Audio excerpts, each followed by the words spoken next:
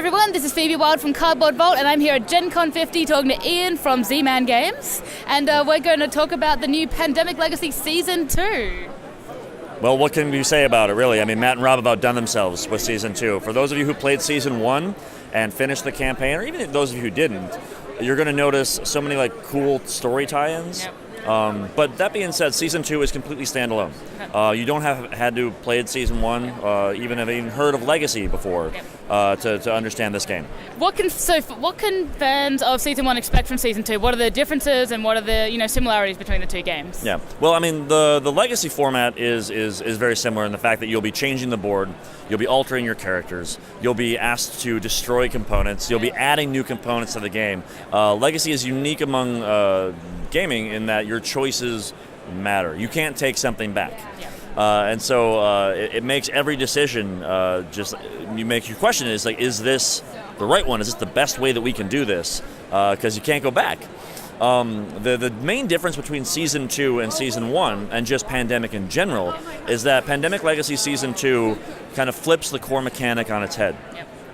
In Pandemic and in Legacy Season 1, you go around the world as members of the CDC, removing disease cubes and trying to cure diseases.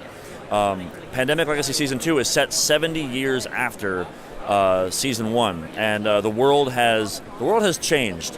We'll say the survivors are located on these floating havens in the Atlantic Ocean, and they have to deliver supplies to the mainland. And so that's the core difference, is that instead of removing those disease cubes, you're placing supply cubes. And then as those supply cubes dwindle, and if there's ever an epidemic and there's no more supply cubes left in the city, that's when the plague moves in. And you cannot remove the plague from the board.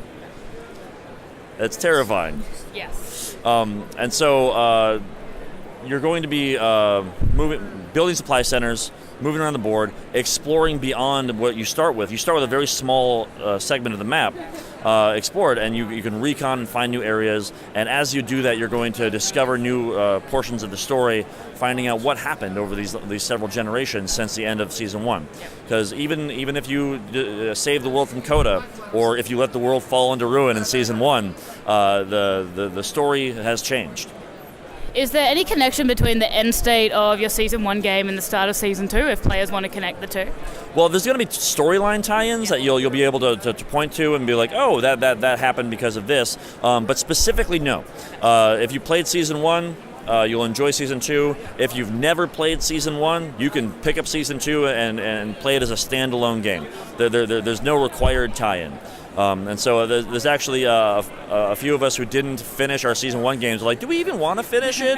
Because we can play Season 2 and then go back and play the first one as a prequel sort of thing, right? I'll probably finish it, though, because come on. How many games are in the Season 2 campaign? So it's similar to Season 1, so you're going to play it over 12 months. And just like in Season 1, if you succeed in your monthly objective, January, February, you move on to the next month. And if you fail, you get another shot at it. So you can play as little as 12 games, you can play up to 24 games. Most people finish the campaign in 15, 18 or so, because I don't think anybody's perfect. If anybody out there has finished a perfect campaign of Legacy Season 1, I would like to hear it. What if I told you we had? You are better folks than I. And finally, when can people expect Season 2 to be available? Yeah, so we're planning a worldwide simultaneous release later this fall. Awesome. Well, thank you so much for talking to us about Pandemic Legacy Season 2. Thanks for watching, everyone. Absolutely, my pleasure. And we'll see you next time.